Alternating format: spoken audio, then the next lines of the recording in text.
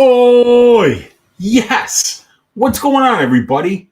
You know what night it is, right? It's Tuesday night. It's 10 o'clock Central Time. We got a UFC card coming up this Saturday. UFC Vegas 70, headlined by Nikita Krylov versus Ryan Spann. So I guess you all know what that means. It's time for Just the Tip with me, your host, Uncle Weezy. We're going to break down all 13 fights on this card from both a tape study and stats perspective. I'm going to give you guys my track bets at the end of the show, and we're going to finish with Uncle Weezy's ass shaving of the week. Find out who is going to win and win in violent fashion on Saturday. We're definitely on a roll with the ass shaving of the week, as I believe the last three were Sergey Spivak, Clayton Rodriguez, and then last week we got AJ Fletcher. But I've been on a bit of a losing streak. The last two events, I'm down about 7.7 units. Just not really catching any luck. I got really clipped on those violence bets 2 weeks ago. The Milwaukee fight not going under, the Crute fight not going under, and the Pedro fight not going under. And then last week, I was on the Evan Elder money line. That one really hurt. I had a 2.5 unit bet on the Lena Landsberg over 2.5 rounds, in which she proceeded to survive almost the full 2 rounds and then do the only thing that she knew she couldn't do if she wanted to stay safe, and that was go into Mayra Bueno Silva's card. She did it, and literally less than 10 seconds later, the fight was over. So I can't, it always bothers me when I have better fight IQ than the fighters that are in the cage, because they're professionals, and I'm not. So that was rough. We hit the ass shaving of the week for 1.15 units on Fletcher inside the distance at minus 115. We also had a money line parlay with Fletcher and Carpenter that cashed. But then the probability parlay, which was fight doesn't go to decision for the main event, Blanchfield, and the fight doesn't start round 3 for Zach Pauga versus Jordan Wright. That one busted because Jordan Wright went to decision for the first time in his career, thanks to Zach Pauga really doing nothing. But, Zach Pauga is getting old. He needs to get those win bonuses. He's not going to be around here for long, and he's not going to make a title run. So he fought a very smart fight. He put Jordan Wright in a position where he knew he wouldn't be able to do anything. He won a bunch of minutes very easily there and wore down on Wright, which made him less dangerous as the fight went on. It's just, it would have been nice if he showed any kind of urgency at all, but he didn't. And that bet didn't cash. So, yeah, like I said, down 3.62 units. Looking to make it back this week, though. And we're going to break down all these fights. I've already put in all the work, so let's benefit from that work that I put in for you guys. Let's talk to you guys in the chat, see what's going on with you. And I would encourage you all to join the Patreon. $5 a month for the basic stats, $20 a month for the prop template. And I'm going to have some new tiers, which will be kicking off in March, which I will tell you more about next week during UFC 285 week. But let's see what you guys are up to in the chat here. We have got my guy first in the room, Mr. Jay Stanford, saying, "Oi, Uncle Weezy, the best. Your dream on Blanchfield was the real deal. Big respect for you, brother. Yeah, I had a dream about Aaron. It led me to believe that that fight was going to finish inside the distance due to her cold-blooded nature. If you want to hear about that dream, go check out last week's Greasy 4-Leg Parlay, and you'll find that content in there. Definitely worth watching. Appreciate you for hanging out, Jay. We've got Bob Spikerman's in the room saying, let's go. The one and only Uncle Weezy bringing us the best damn content on YouTube. Also, a huge shout out to Lorenzo Hunt at BKFC for pulling out the comeback KO of the century and saving my parlay's asses. Shout out Lorenzo Hunt for taking care of business. Was it Hunt or was it Lorenzo Hood? Because I remember Lorenzo Hood was a heavyweight who was from Chicago, who was on DWCS a while back. But yeah, good to see that one worked out for you, dude. We got Cat Simulator 2000 saying took Leavitt's money line at minus 103. And I want to take peak by KO depending on what the line looks like when props hit the legal U.S. books. I see BetOnline has it at plus 110, which is crazy to me. Yeah, and it's probably going to be around that on DraftKings and stuff too. But yeah, I don't hate either of those bets for sure. Please, Weezy, can you explain to me what the hell Zach Pauga and Beverly Hills Ninja were doing besides destroying my big money parlay? Yeah, like I said, Zach just wanted to win that fight, and he's going to get a win bonus for that fight. But Frankly, he could go 3-0 winning fights like that, and he's going to get cut because he's already 34 years old, and nobody's going to care about him if he fights like that. But it's a win for him. You can't blame him for wanting to win a fight, and it was a very smart strategy and game plan that he took. Yep, fucked over my week too. It would have been at least 2 more units to the plus if that one had come through, if that fight had went like I saw it going. But yeah, I mean, Zach held him up against the cage for the entire fight and did nothing. So my parlay did nothing.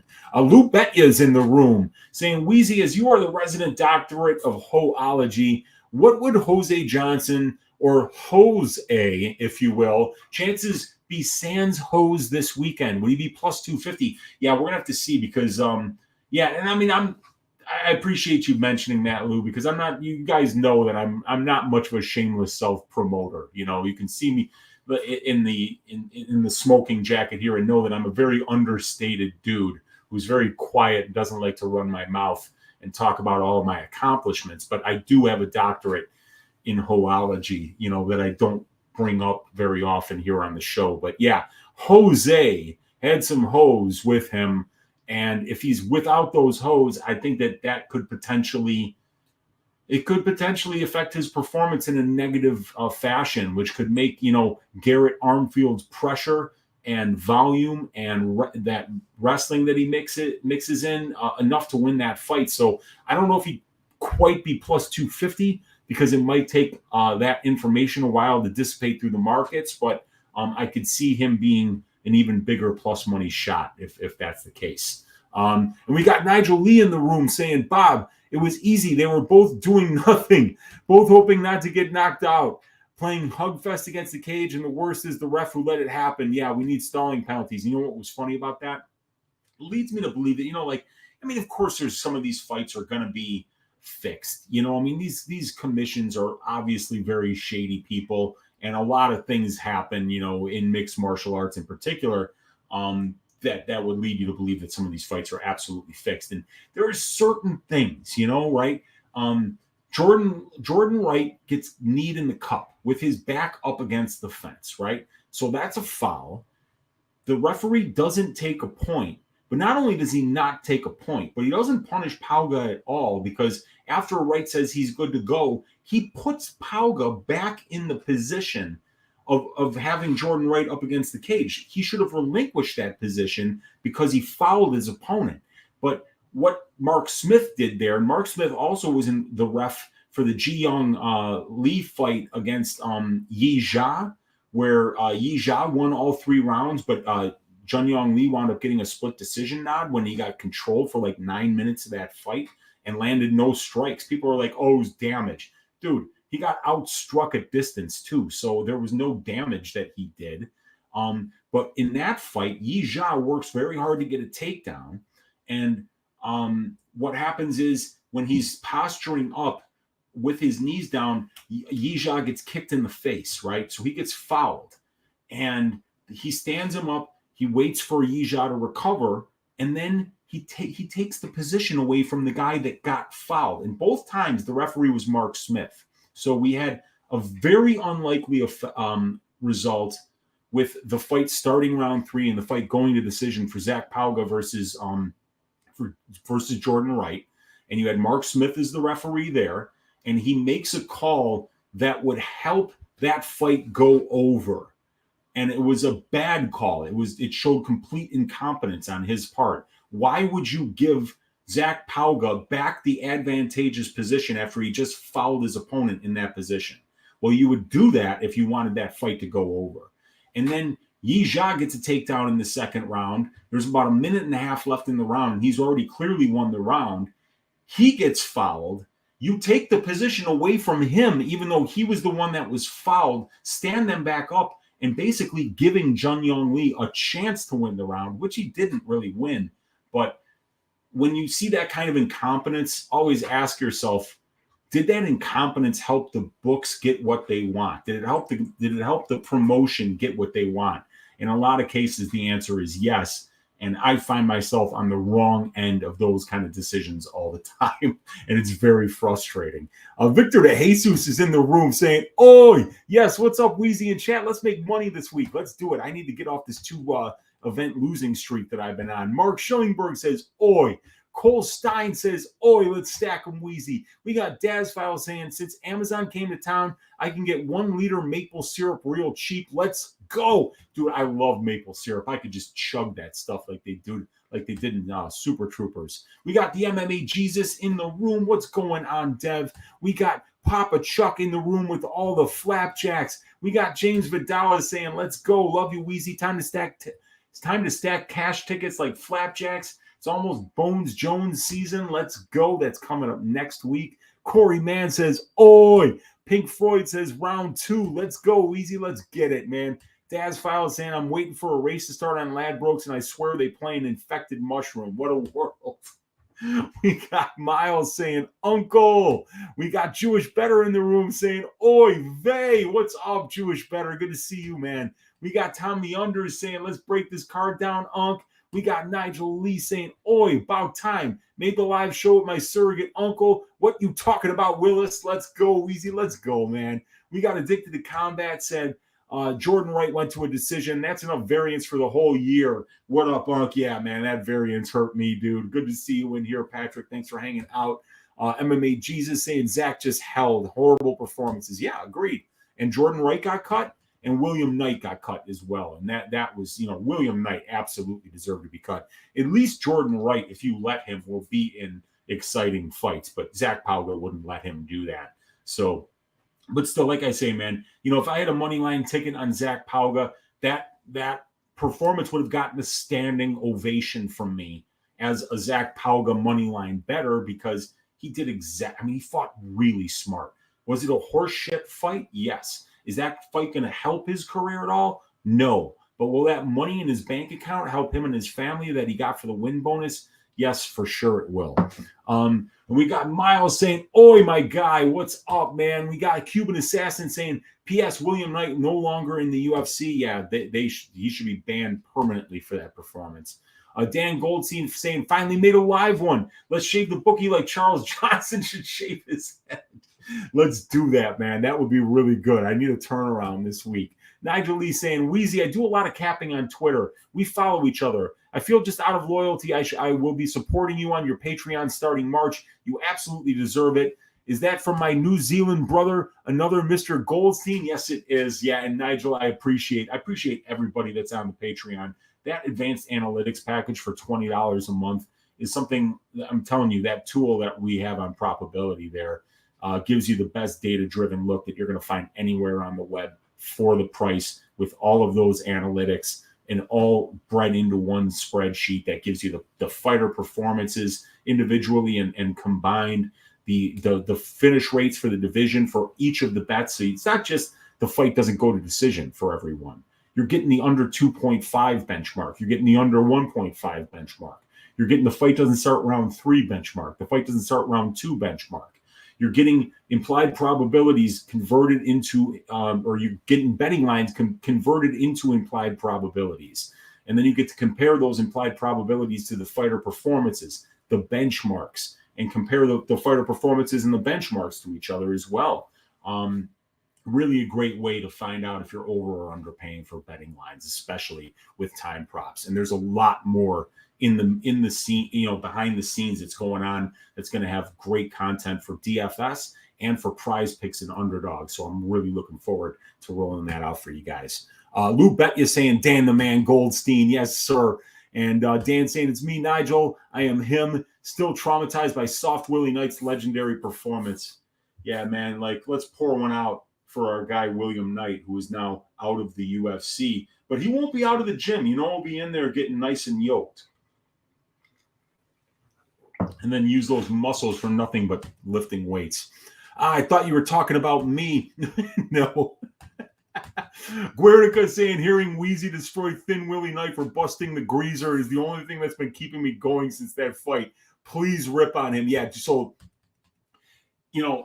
I deserve blame because I put Willie Knight in my parlay. I saw the Devin Clark fight. I saw the Maxim Grishin fight. And I don't care that he knocked out Fabio Charant. That doesn't mean anything to me. But I saw him make weight, which is like the bare minimum that any fighter should do going in, is you just make weight, right? And I got so starry-eyed because this guy has sucked so badly in his last 2 fights. I'm like, he made weight. He must be taking this seriously. Well, no, he wasn't taking it seriously. He looked like he didn't train at all. You had a guy who was fighting a pure kickboxer, and that pure kickboxer got absolutely exhausted having to wrestle Felipe Lins in round 1. And William Knight tried 0 takedown attempts. My God. So, yeah, I mean, and that's the thing, too. It's like this guy comes out and he talks about how he's getting death threats, right? And you're like, well, fuck, death threats? You know, I mean, that sucks. Of course, the guy doesn't deserve death threats. Nobody deserves that. But at the same time, it's like, you can't perform like that in professional sports and think that you're not going to get your ass roasted publicly by everybody on Twitter, by everybody on all the social media is going to rip you a new ass when you go out there and you just take a shit right in the middle of the octagon, you know, and then you just sit in it for 15 minutes. That's what that fight was like. It was like shitting your pants, right? And then when instead of getting up and going to the shower and cleaning yourself off, you just sit there for 17 minutes. 5 minutes of the first round, a minute between rounds, another 5 minutes in the second round, just that shit just rubbing all over your ass, another minute off, and then round 3, another 5 minutes sitting in your own shit. That's what watching that fight was like, and it was absolutely disgusting, and I hope we never see anything that bad. That made, Carla versus Rose, look like Elder versus Sadikov last week. I mean, unbelievable how bad that fight was. Dan Goldstein saying, Lou and the gang, tell you what, I'm over this work shit. Think I'm going to become I don't know what he's going to become, but we didn't see it there. We got Jewish Better saying Dan most likely is my cousin. We got Gogo Flamingo in the room saying, what is up, Weezy in chat? We got my guy Chris Kalanzis in the room saying, Uncle Hefner in the house. Let's go. We got Nigel Lee saying, I avoided Soft Willie, but got done by soft human skin being split. So gross. And up 2 rounds. I know, man. The Evan Elder fight was, I got clipped on that one too. And that's just bad luck, man. And I don't even think that was a legal strike. I think it was probably a headbutt, but you just couldn't see what created that cut. There was no evidence that it was a headbutt. There was no evidence it was a legal strike, but there was a lot of evidence that it was a nasty cut. Jewish Better Shalom. I'm pretty sure we are cousins. Our people are similar customs to the Dagestanis. Lou Bet is saying, where you been, Dan? Stay circumcised, my friend, says the Jewish Better. Dan saying, bro, I got skunked by that cut too, Nigel, but violence on that little Aaron cashed me up. There you go. Need stats on refs, says Dan Hamilton. That's not a bad idea, man. DJ says we were at the Apex and his Knight was walking back after losing. He was laughing, joking with his corner. Either he threw the fight or truly doesn't care about being in MMA. And yeah, and it could have been both, man. Could have been both. DJ saying Jordan Wright, however, walked away like he just knew he got fired. Yeah. And Jordan Wright had just lost his mom that week, so a lot of people would have just said, I'm not fighting. He went in there and fought, and then, Zach Pauga got the win. Nigel Lee saying, I had her by sub straight up, even me out. I think I lost $15 overall. Nothing wrong with that. Dan Goldstein saying, I've been working a lot, Lou, and training. I'm starting to smell suspiciously like a grown adult. I'm going to do better. There you go, man.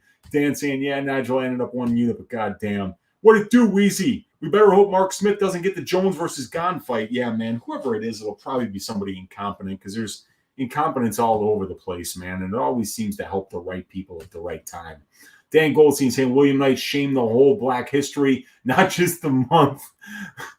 I say the culture, chalk him up to Pride Month instead, man. It was such a bad performance. And ring a ding ding, you guys. My guy Gogo Flamingo with the donation, keeping the lights on here in the studio. First of the show saying, Leavitt by homoerotic embrace, but seriously, JL sub round 1 and 2. Martinez footwork is trash, and 50% of his losses come by sub. Contender series fade big time. Good to see you, Unk.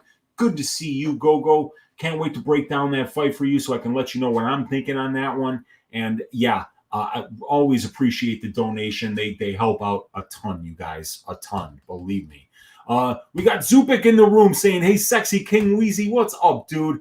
And we got Dan Goldstein saying, "Leavitt via Stinkfinger for sure." And MMA Jesus loves that. Nigel saying, "Death threats will force him to be better." Just saying, just kidding. Yeah. No caps says MMA Jesus. We got. But how do you really feel, Weezy? Well, that's how I feel, Dan. You know, I never hold back on how I feel. Dan, finished by oil check. And Nazim ended it with a nasty knee. You know, dude, I didn't see that. When I saw that knee land, I saw it land below the nose. Now, I could be wrong, obviously, because I can't say for any certainty that I saw a headbutt cause that cut, but it didn't look to me like the knee caused the cut, but a couple other people that I've spoken to said that they saw the knee cause the cut.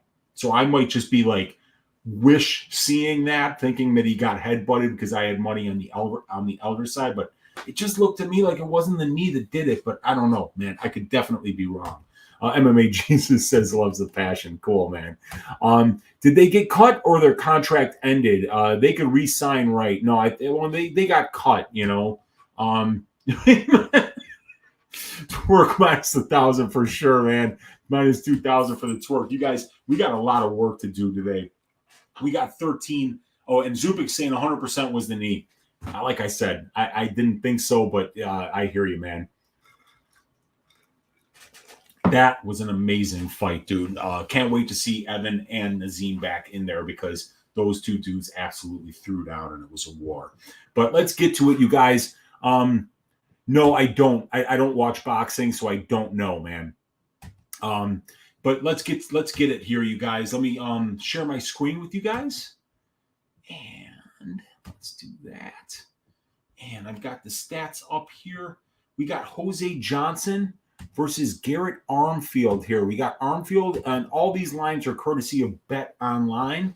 And we've got Garrett Armfield at minus 160. We got Jose Johnson at plus 140. The fight doesn't go to decision, juiced up to minus 215. Is that right? Minus 215. Wow. So let's talk about Jose Johnson first. Jose is a very unique fighter. He's a 6-foot bantamweight with a 71-inch reach. Even though he isn't even 28 years old yet, he already has a 22-fight pro career and almost 170 minutes in the pro cage. He has a mediocre 15-7 record, but he started fighting young. And he has a 37-fight amateur career that started back in 2013 when Jose was 18 years old. So Jose's a very experienced fighter for a man his age. He's a rangy striker with deceptive power. When he KOs dudes, they don't move. Jose's KOs against guys like Ryan McIntosh, Pipe Vargas, Rafael Costa, Dulani Perry are all highlight reel KOs, and they are exceptionally violent. Don't watch him if you have a weak stomach. He can definitely be taken down, as we saw in the Ronnie Lawrence and Mo Miller fights, but because of his unusual length, he's dangerous with his submissions, and he provides some unique challenges because of that length. He tapped Mo Miller, who's a stud, with a triangle off his back after being taken down 5 times and having Mo take his back twice. Jose can be taken down, but he's always quick to work back up. And sometimes he reverses takedown attempts and gets on top or just sweeps his opponents after they get him down. Jose's a very dangerous fighter with several paths to winning moments in a fight. He's not the best minute winner, but my God, can he land heavy? And he's got some wins by submission in his career. And he's just all around dangerous wherever the fight goes because of the length, because of the power, and in the clinch, because he's so lean and long, those knees and elbows cause big problems for people.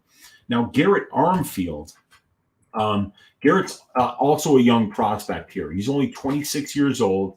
He's got 11 pro fights and a 4.5-year career with over 60 minutes in the pro cage. He's finished 7 of his 8 pro wins, 5 of them by knockout, 2 of them by submission. Garrett also had an amateur career going 6-1 over almost 3 years, with his only loss being a decision to David Onama. Garrett is a well-rounded fighter. On the feet, he's a good boxer who pressures forward, mixes up his targets well, and he throws in combination. And he uses that pressure and conditioning as a weapon in his fights. If you can't get his respect, he will march you down and he will drown you in volume. Garrett also has the ability to win minutes with his wrestling. He's got top control. He's got ground and pound. So he can do it all. And he's training over at Killcliff FC. So he's coming out of a really reputable camp where he's getting good looks against several good mixed martial artists. In the Richmond fight, we saw Armfield break him in the first round with his pressure. He KO'd Graham in FAC in 33 seconds. Against Macias and Slider, we saw him use his wrestling and grappling to win minutes and moments. We've seen Onama and Vogel get the best of Garrett in the grappling exchanges, though. I think Garrett's pressure style on the feet will work well against a long, rangy striker like Jose. So, yeah, I mean, Jose does do his best work when he gets to use that 71-inch reach, that 6 feet of height, those kicks, that Muay Thai style in order to kind of keep that distance where he can hit his opponent, but they can't hit him. But it's a good matchup for Armfield because he's already a pressure fighter, and that's the best way to make somebody that's got a reach advantage, uncomfortable, is just to march them down, stay in their face, nullify the reach advantage, and just stay right there in the pocket. So in summary, Jose Johnson has got the height, he's got the length, he's definitely got the experience advantage here, he's got the power advantage, and he's got the strength to schedule advantages. And Garrett is more well-rounded, and he can try to find different paths to victory depending on where Jose defends best. I like Garrett's pressure. I like his boxing. I like his wrestling and grappling here, and I think Garrett's the better minute winner, while Jose is the better moment winner. I think in this case, I'm just going to go with the moment-winning abilities of Jose. I think he can catch Garrett with a big shot coming in, or just to land the bigger, more eye-catching shots. But I'm going to pick Johnson to win this one by second-round knockout. But I don't have any bets on this fight. I can easily see Garrett Armfield winning a decision here, mixing in the grappling, staying in Jose's face on the feet, not allowing him to use that reach advantage. But Jose's just so dangerous everywhere. And I think that being in the cage with this guy for 15 minutes is very, very dangerous because he finds so many ways to win those moments, whether it's with his submissions off his back, whether it's with the knees and elbows in the clinch, whether it's with, the power that he has at distance. He finds ways to really hurt people, and he doesn't look like he has power, but he's got power.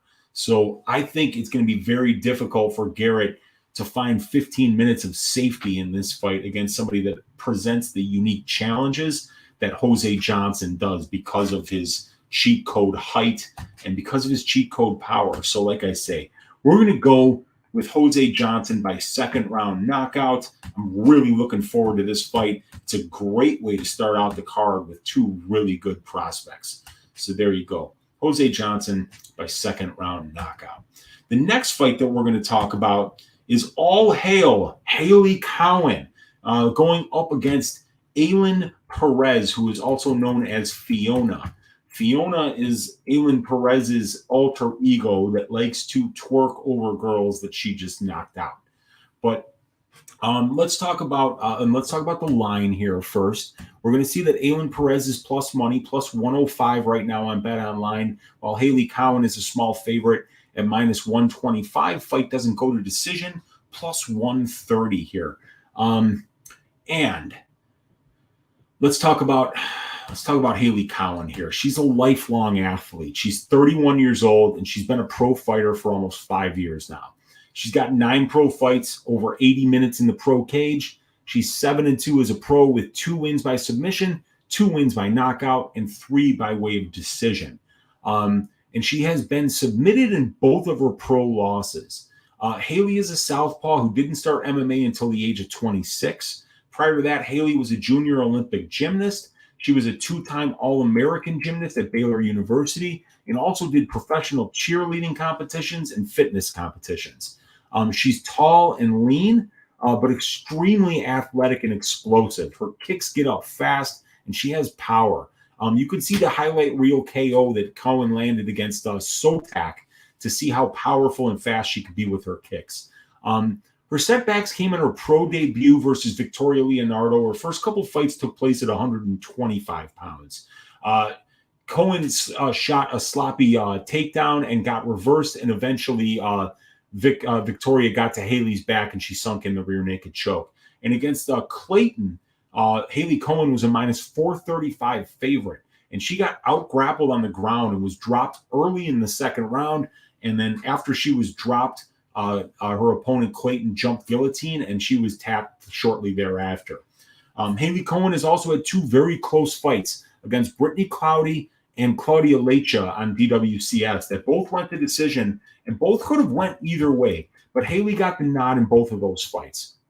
Hailey's extremely strong, so she has the ability to hold her opponents up against the cage and win minutes there. And we did see Egger have a lot of success in the clinch versus Perez, but then again, Egger is really good in the clinch. Ailin Perez on the other side of the octagon here is still only 28 years old. She's training over at MMA Masters, and she has the same record and experience numbers as Hailey. Ailin has finished 5 of her 7 pro wins, 4 of them by knockout, 1 of them by submission. Ailin is decent everywhere. She's a powerful striker at range with good kicks and good power. She loves to pressure and clinch up with her opponents and wear on them there. And she does her best work when she gets takedowns and works from top control. She got out-grappled by Egger in her debut, but that fight was in Paris. So she was going from Argentina to Paris there. It was a long trip for Ailin and a tall order to make her debut in front of a hostile crowd so far from home. But Hailey doesn't have near the judo and submission ability that Egger does. So I can see Ailin getting the best of the grappling exchanges here. Absolutely. In summary, this is a close fight with two well-matched fighters here. Ailin is younger. She's probably got the better wrestling and top control game, and she's shown to be a competent striker at range, much like Hailey has. Hailey will be taller and longer here and is probably stronger in the clinch. And I mean, you would look at their body types and you would think that Ailin Perez would be stronger because she's got that ass on her. She's got those big thighs, and power comes from the lower half. But man, Hailey as a gymnast is just ridiculously strong. And when you watch, when she wants to win some minutes, she'll just put your back right up against that cage and she will hold you there. And she can hold you there for long periods of time. She doesn't go for a lot of striking in the clinch, but she's really strong there. So I really kind of see this fight taking place up against the cage quite a bit. Ailin Perez kept crashing in on Stephanie Egger in her debut, even though she shouldn't have been, even though she was winning those distance striking battles. As you can see on the screen here, Ailin Perez was landing 5.85 strikes per minute at distance and only absorbing 3.66 versus Stephanie Egger, and she was throwing 18.29 while Egger was only throwing 8.05. So Ailin, is good everywhere. She's good in the clinch. She's good at distance. She's good when she gets the fight to the ground and she's on top. She's heavy on top. She lands good ground and pound, and she'll work for some submissions there. And Hailey Cowan's the same way. She's long, she's lean, she's fast, she's athletic, she's dangerous. Her striking is very solid. Her clinch game, because she's so athletic and strong, deceptively strong, by the way, she can win minutes in the clinch. And she has been submitted. She has been taken down, but she's very strong, very long, and very difficult to hold down. So, I see both of these ladies kind of really offsetting each other in all areas of this fight. And I see it going to a greasy split decision. I'm going to look and see what fight ends in split is, but that's probably the way I'm going to play this fight. But because Hailey Cowan has gotten the nod in all of her decisions, and sometimes I don't even think that she deserved to win them, I'm going to be picking Hailey Cowan in this one to win this one by decision. But it's not a fight I have a strong lean either way in. I think that these two ladies are extremely well matched. The next fight that we are going to talk about is Nurullo Aliev at minus 179. It's going to be squaring off against Rafael Alves at plus 154. The fight doesn't go to decision, sitting at -140 right now. All right, let me just check something out real quick here. Okay, excellent. So let's get these stats up on the screen. And we've got Nurullo going up against Rafael Alves. So let's start talking here about Rafael Alves. Rafi is an explosive fighter who is a fantastic moment winner and a very lousy minute winner. He has serious power in his hands. He's got a very aggressive submission game. He absolutely loves the guillotine choke, and he goes for it every chance he gets. And as a result, he does wind up losing minutes laying on his back hunting for subs.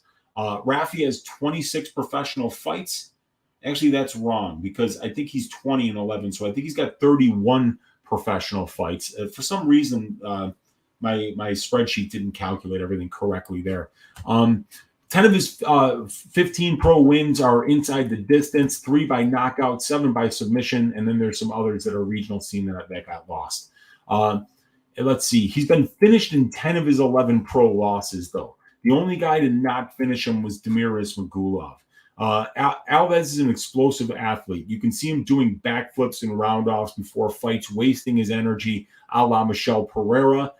He's a low-volume striker, as evidenced by his 7.26 distance strikes attempted per minute, compared to his opponents who are attempting twice that much at 14.86. He relies on power and precision, and if that doesn't work, he easily loses minutes.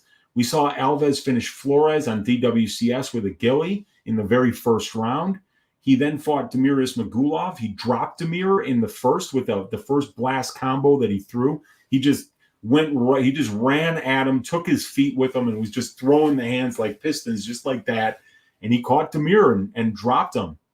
But of course, what does he do? Instead of getting on top for him, he goes for the guillotine, puts himself on his back. Demir immediately gets out of it. And then we see Demir win the rest of the round because Alves won spectacularly the first 5 seconds of the round and then lost the last 4:55 of it because he tried to finish with his trademark move.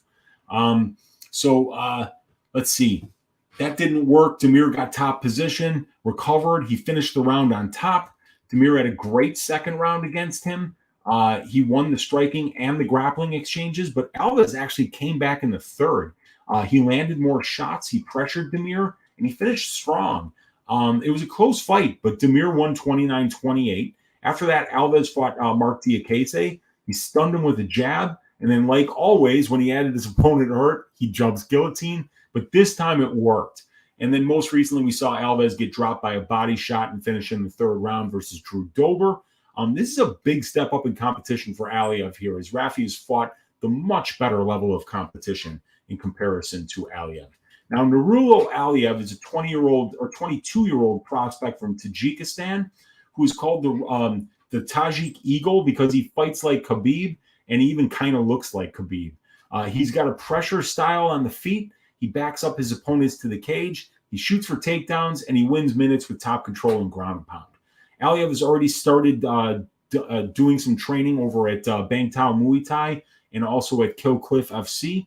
So he's starting to get looks against some high-level fighters in the gym. Guys like over at Sanford, he was training his jiu-jitsu with Gilbert Burns. And then down at Bangtao, he was training with Fiziev and Kamaev. So he's starting to get some really good looks in the gym. The tape I saw on Aliev showed me that this guy already knows how to game plan and win minutes. The only thing I didn't like was he looked gassed after the first round in the Grebnev fight, which is one of the three most recent fights. The only time, but that was the only time on tape that I ever saw him slow down. And his mouth was wide open in the second round, and it wasn't exactly the highest paced fight. But versus Krivkov, Aliev dominated all 3 rounds with his wrestling and grappling, and he showed no signs of slowing down in that fight. And on DWCS versus Wick, we saw him turn it up even higher and getting that first round finish with the ground and pound. The kid has a very high ceiling, and I can't wait to see him make his debut in there. But Rafael is way more experienced. He's way more explosive on the feet, and with his submission attempts. I mean, when this guy goes for a submission, he's trying to either, just pop your head off with a ghillie, or he's trying to rip some limb off.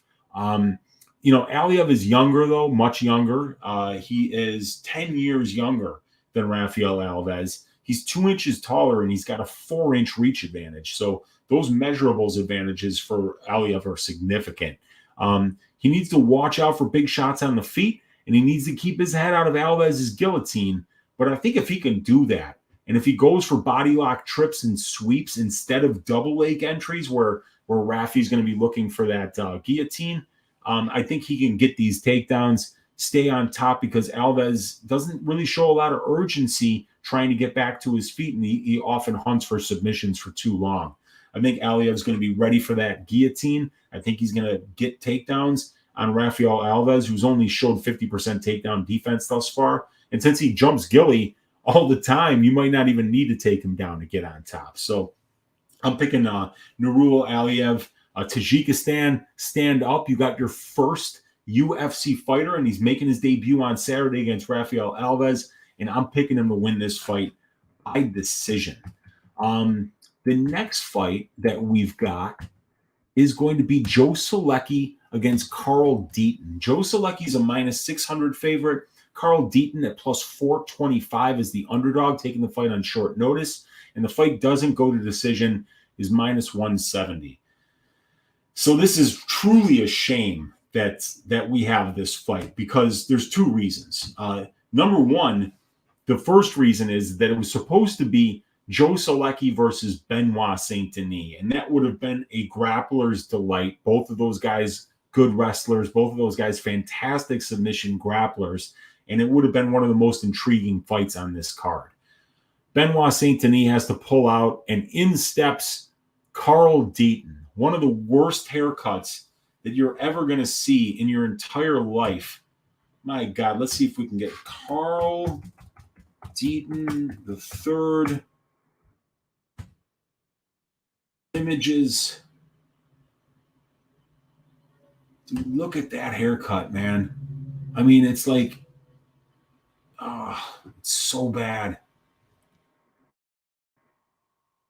Shaved everywhere on the top, but then it's all mullet back here. So it's totally business in the front, and then it just goes like straight up around the back of the head, and then everything in the back is long. It's a very, very aggressive mullet. And it's a terrible haircut. Like we used to call this haircut the functional alcoholic back in the day, or we would also call it an ape drape, where, you just had like the hair comes straight back and then it just flows in the back.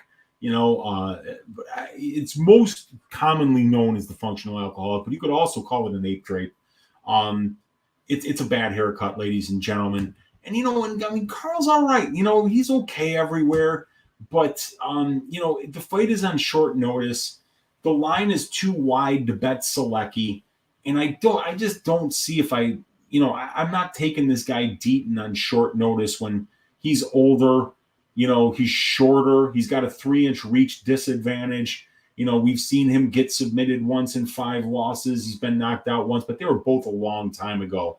And Joe Solecki is a guy that's, a very high-class grappler. He's even winning the minutes on the feet with his striking, landing a little bit more than what he absorbs, but he has been knocked down, but he's never knocked anybody down. So, this is a fight that I'm just completely staying away from. I'm not interested on the plus money side on Deaton, and I'm not like laying -120 for Solecki inside the distance. I'm really just truly saddened by the fact that we didn't get to see Solecki versus Saint-Denis here. And now we have to see Carl Deaton's haircut up close and personal in the UFC cage on Saturday. The pick is going to be Joe Solecki, and I'll just pick him to. Or wait, first I got to give you Nurullo Aliev here by decision, and then we're going to go. I'm just going to pick Joe Solecki to win this one by decision, and we'll go from there. The next fight, very, very interesting fight. Charles Johnson, Energy, -151, going up against Ode Osbourne at +131. The fight doesn't go to decision, at -140 here for a flyweight fight. Let's get these stats up on the screen. So let's start talking here first about Ode Osbourne. Ode is a huge flyweight. He's listed at 5'7", but I think he's taller than that. And he's got a 73-inch reach, and he's a southpaw, so that makes him even trickier to deal with. Ode has finished 10 of his 11 pro wins inside the distance, and he's got 5 knockouts and 5 submissions, so he's an equal opportunity finisher. He's got 6 UFC fights as well, so he's very experienced in this division. Ode is definitely a killer-be-killed fighter. 15 of his 17 pro fights have ended inside the distance, and he's been finished in 4 of 5 pro losses. Ode has been finished in the first round by all 3 of his UFC opponents that he lost to. Guillotine to Kelleher, a flying knee that was a quick stoppage to Manel Kopp. That fight shouldn't have been stopped, but he did get dropped by a beautiful flying knee by Kopp, but he did recover and was totally in the fight. The ref didn't give him a chance, though. And then a counter right hook lost to Tyson Nam after he got caught because he was trying a jump knee that just fell way short, and Tyson just took a step back, and then he just countered with that right hook and absolutely chinned Ode Osbourne and dropped him quickly. And then, the thing is, the wins don't mean much. Zaruk Adeshev, Jerome Rivera, the CJ Vergara win was a very close fight, but Vergara is tough. And Vergara's pressure is very difficult to deal with. And Ode really lost that 3rd round against him because of that pressure. But, he did the better work, and he kept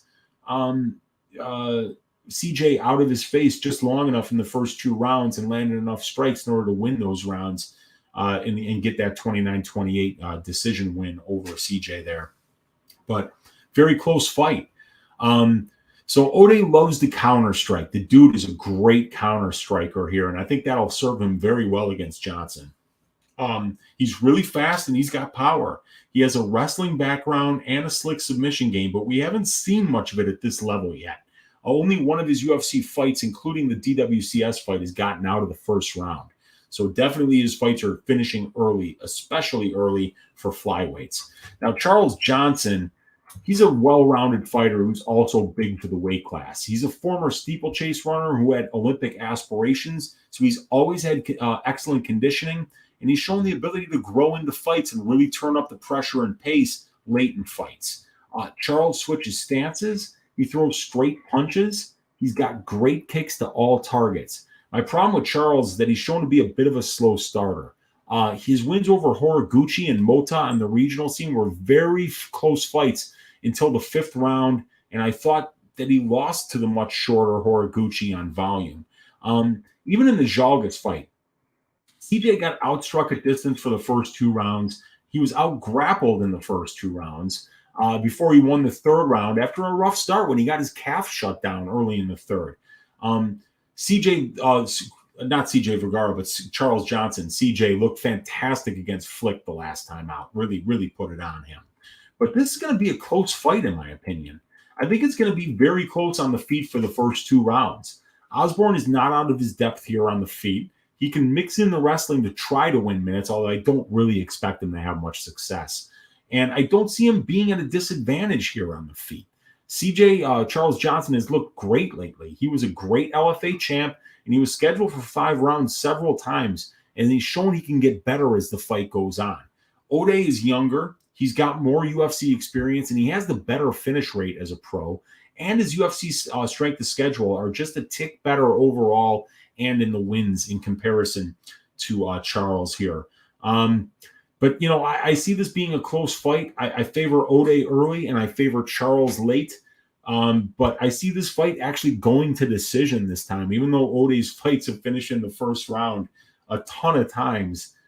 Charles Johnson is a slow starter, and I probably see this taking place on the feet, and I don't see either of these guys sparking the other one and getting a knockout. So my pick here is going to be Charles Johnson, the inner G, to win this fight by decision.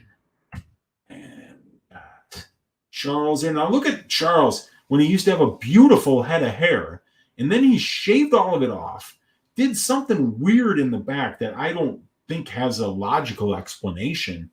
And look at that. Look at that picture.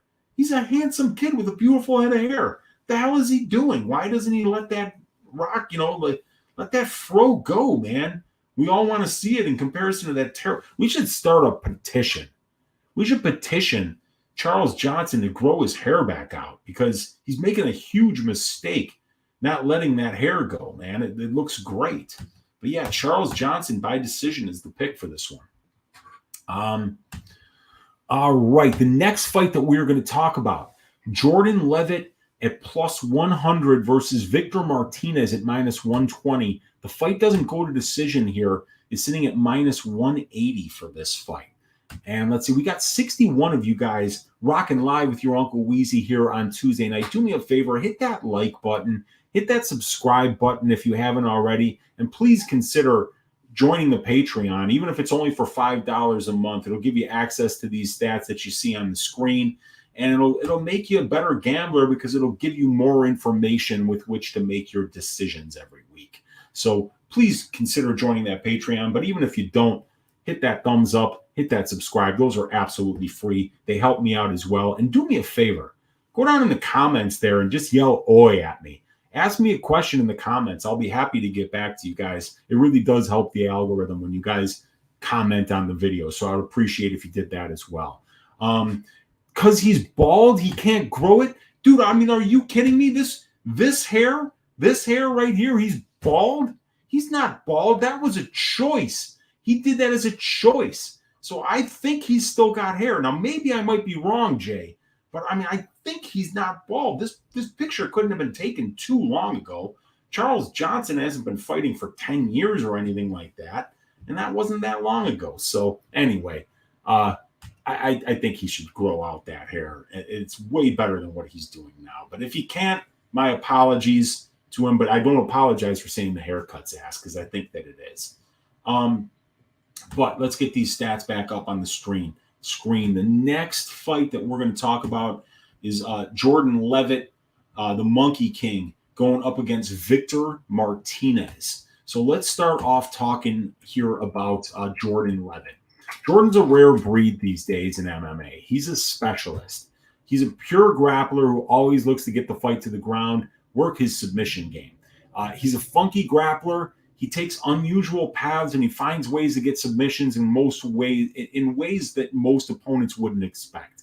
Jordan is still only 27 years old. He's a southpaw and he trains out of Syndicate MMA in Las Vegas. Jordan was a wrestler in high school who went downstate, performed very well. He has 7 pro finishes in his 10 wins, and 6 of them are by submission. And other than that was a nasty KO slam versus one handsome Matt Wyman. He isn't a threat on the feet to do anything but throw kicks that score points, but they don't really hurt. But he does use them to stay at range and kind of potentially even win minutes like he did against Trey Ogden. 66%, though, of Jordan's UFC fights are taking place in control time positions. So Jordan has been good enough at game planning that he's managed to only spend 33% of his fights at striking range, where he doesn't really do his best work. So we can not only count on Jordan Leavitt to make good decisions, but fight game plans that really do allow him to spend as little time as he wants in those striking exchanges. Jordan's winning about 50% of his control time positions. We can see here that we have a very rare situation here where we have the exact same amount of control time as we have control time allowed. So yeah, a 1-to-1 ratio, and 50% of his time 50% of his time is winning and 50% of his time is losing. He's getting his takedowns at a 26% clip, but he is averaging 2.32 per 15 minutes and 1 submission attempt per 15 minutes. And he's showing a 30% takedown defense as Jordan Leavitt because he doesn't really care if you take him down. Let's see here. Jordan is actually outlanding his opponents on the feet as he lands 6.91 distance strikes per minute at distance, but he's only absorbing 4.08. These are not bad numbers at all. He's thrown about the same amount of volume as his opponents, but he's landing almost 3 more significant strikes per minute at distance for every minute that he's at distance. So even for a guy who's only spending 33% of his time at striking range, he's finding a functional way to actually be on par with his opponents in terms of just throwing a lot of volume. Because he doesn't have power in his hands and he doesn't care if he gets taken down, he'll just spam kicks from range and really use those kicks to maintain range. And if you get frustrated and you try to rush in on him, he ducks under and he goes for that double leg. And a lot of times when he gets that double leg, he will pick you up. And I promise you, that slam against handsome Matt Wyman, go back and watch his DWCS fight. He tried to do the exact same thing to the kid that he fought on Dana White's Contender Series. Only that kid saw when he tried to frame him up, he kind of grabbed his hand and wouldn't let him do that.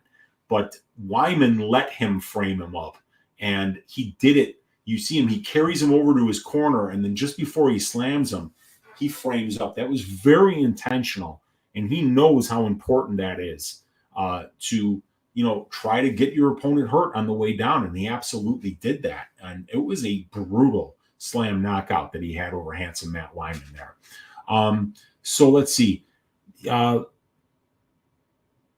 subs that Jordan got versus Matt Sales and Flores on DWCS were both really slick.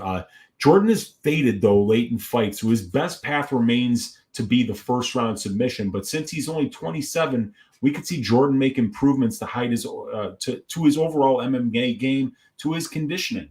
He's 27. This guy's only got 12 professional fights, just under 100 minutes in the pro cage. So I think that, we could see some growth from him.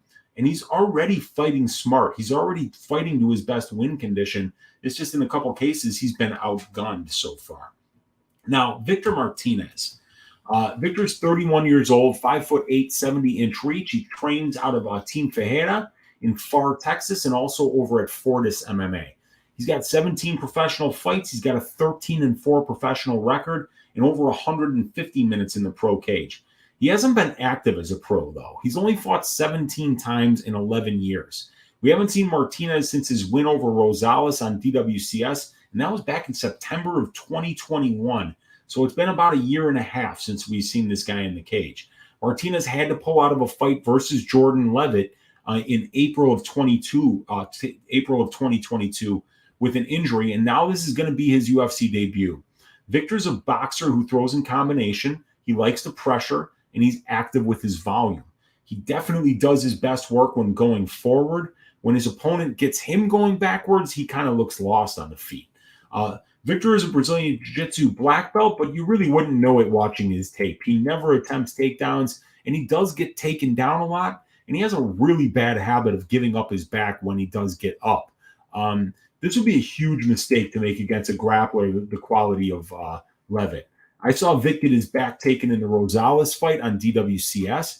He gave up his back twice in the first round versus Echeverry on the regional scene, and he was taken down 4 times in that fight in the very first round. Some of the tape I saw on Martinez leads me to believe that Leavitt is going to have a favorable stylistic matchup here unless Martinez is taking care of these holes in his takedown and his grappling defense. Jordan Leavitt is 4 years younger. He's a southpaw. He has more high-level competition on his resume, and he has a significant grappling and wrestling advantage here, while Martinez is the more experienced overall as a pro, and he'll be the far better boxer and way more powerful striker on the feet here. I'm surprised the line is so close, to be honest with you. I think this is recency bias on Leavitt's recent poor performance versus Patty, but this is a step down for Jordan. And I see Vic having holes in his game exactly where Jordan is at his strongest. I see Jordan having success grappling early, getting a takedown, getting the Vic's back, and subbing him quick like. Long way off from Martinez. I'm not sure he even won the fight versus Gonzalez on DWCS. And I'm even less sure why he got a contract off of that performance. Jacob Gonzalez came damn close to winning that 3rd round off of Martinez on DWCS, and he only had one arm. His right hand was broken. He told his corner that he wasn't able to throw it. So he went out there with one arm in the 3rd round, and it was still a very close round. I'm just not really impressed with Martinez. If this fight stays standing, if he pressures Leavitt, and is able to stuff the takedowns, I think he'll easily win this fight. But I know I can count on Jordan Leavitt to wrestle. I know I can count on Jordan Leavitt to have a good game plan and fight smart, fight to not only Jordan Leavitt's strengths, but to his opponent's weaknesses. And I do see holes in that game for Victor, and I see them exactly where Jordan is at his strongest. So I'm picking Jordan Leavitt to win this fight by first-round submission, and I'm going to be looking to play that prop, Jordan Leavitt to win by first-round submission at probably plus 500 or greater is going to be enough to tickle my fancy to maybe get a quarter unit on that. But yeah, let's get that pick in. It is going to be Jordan Leavitt by first round submission, the Monkey King getting back in the wing column. Now, the next fight is going to be Gabriella Fernandes versus Jasmine Jasudavicius. Let's get those stats up on the screen. Let's see what the line is for this one. We got Jasmine at plus 110, and we've got Gabriella Fernandes at minus 130. The fight doesn't go to decision, plus money at plus 190. And I like Dan's comment here saying Jordan Leavitt via tickled fancy. That would be the first ever tickled fancy finish in UFC history. And I know that for a fact because I got everything in my database. And I've never seen one finish by tickled fancy. So that would be awesome. And then we got Leavitt by shocker, spocker, or showstopper, says Nigel Lee. I love it, man. I love it. All right, you guys. Next fight here. Let's get the Jasudavicius versus Fernandes information up here. Let's start talking about Jasmine Jasudavicius right after I get a little sip of my beverage here. I'm working hard, you guys. So right. Jasmine Jasudavicius is a tall, athletic flyweight, 5'7" with a 68-inch reach. She's an orthodox fighter. She was training out of Niagara Top Team, but I guess she's an American Top Team right now. She started her pro MMA career at the age of 30, so she got a very late start. Jasmine is a silver medalist at the Canadian National Wrestling Championships. She has a Muay Thai striking style, and she's a Brazilian Jiu-Jitsu purple belt. Jasmine does her best work in the clinch and with her wrestling and with her top control. She has some really nice body lock trips, and she's strong in the clinch, so she has the ability to get there first when she's looking to get takedowns or just win minutes against the fence. The massive hole in Jasmine's game, though, is her striking. She gets absolutely pieced up at range. She's landing 3.03 distance strikes per minute, and she's absorbing 7.07. And that is a whopping, and these are the distance numbers. This is not the overall striking numbers. The overall striking numbers, she's only getting outlanded by about 2 significant strikes per minute. But for every minute at distance, she's getting outlanded 7.07 to 3.03. And that doesn't include the Pilastri fight, where she was getting pieced up by the much shorter Pilastri at range. She got pieced up by the much shorter Kay Hansen at range. And she got pieced up by the much shorter and much stubbier Natalia Silva at range. So Jasmine, even though she's tall, even though she's long, she just doesn't use that length to any good on the feet. But her wrestling is good. Her top control is good. Her clinch game is good. So she's going to need to fight a smart fight here up against Gabriella Fernandes, because Gabby is an excellent striker. She's a boxing coach, so she would best be described as a striker, although 3 of her 8 pro wins are by submission, which is how many KOs she also has. So she's got 3 subs, she got 3 KOs, and then 2 of her wins are by decision. She's got she hits really hard, you guys. She's got great straight punches. She throws in combination, and her body kicks at distance are lethal. When she starts pressuring you on the feet, you're really in trouble. Gabby can be taken down, but she has a submission game of her own, and she's shown good conditioning, and she shows urgency on the feet when she does get back up.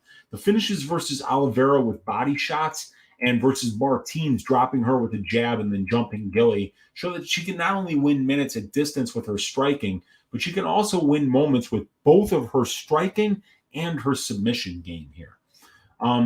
So Jasmine's a little taller and longer. She's the better wrestler, and she's the better top control player here. And she's shown good defensive Brazilian Jiu-Jitsu against solid submission grapplers like in Kay Hansen, Natalia Silva. And she's faced the superior strength of schedule in comparison to Fernandes. But Gabriella is 4 years younger. She's the more potent finisher, and she's going to be the way better distance striker here. I think Gabby might be able to knock Jasmine out. If she's prepared to stop the takedowns, use lateral movement on the feet to make it difficult for Jazz to find entries on her takedowns, man, I mean, if this fight stays at length, at distance for long periods of time, Gabriella Fernandes is going to box Jasmine Jasudavicius' face off. Unless Jasmine has made massive improvements to her striking at the age of 34, which is possible because she's training at ATT, I think, with Joanna. If anyone can help you with your striking, it's Joanna. And she's going to have to shore up that part of her game because otherwise she's going to be very predictable. Everybody's going to know that she's just going to wrestle for 15 minutes, and that's very hard to do anyway. You know, you're going to get gassed out if you have to panic wrestle for 15 minutes, and you're probably going to get finished late. So in the clinch, I can see both fighters having success, but if Fernandes can find a way to be as elusive as Silva was, Natalia Silva on the feet, I think she easily wins this fight with her striking. I'm picking Gabriella Fernandes to win this fight by third round knockout, and I'm going to be looking to play the knockout prop on Gabriella Fernandes, which is right now sitting at plus 700 on Bet Online. When you watch the tape on both of these girls on the feet, there is a huge, I promise you, a huge skill gap there. And if Jazz is unable to get these takedowns, Fernandes by KO at plus 700 for a quarter unit is absolutely going to be worth a stab and is probably going to cash or come very close to cashing. But the pick is going to be Gabriella Fernandes to win this fight by third round knockout. And I think it's because Jasmine is going to have success early with the wrestling. I think she's going to be able to win those minutes. But as the fight goes on, as Jasmine gets more and more tired, Gabriella is going to find ways to stop those takedowns. And if she does, when it's at range, she is going to probably drop Jasmine with a body kick and finish her on the ground. So, yeah, the pick is Fernandes by third round knockout. All right. And we've got Erick Gonzalez, the Ghost Pepper, at plus 155, and he is going to be squaring off against Trevor Peek at minus 180. The fight doesn't go to decision at minus 400. I cannot wait for this fight.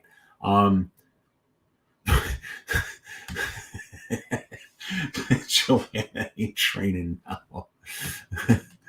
So I watched Fernandes' second to last fight against that midget. She hits hard, but she took her a while to finally get the finish, not finishing Jasmine with those shots. Sean, dude, please go watch Jasmine on the feet.